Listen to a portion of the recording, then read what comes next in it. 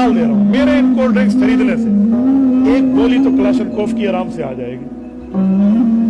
میں نے 100 روپے کی ایک بوٹل لے لی ہے, تو میں نے 2 گولیاں تو فلسطینی مسلمان بچوں کو جو لگ رہی ہیں وہ تیرے اور میرے پیسے سے لگ رہی ہیں.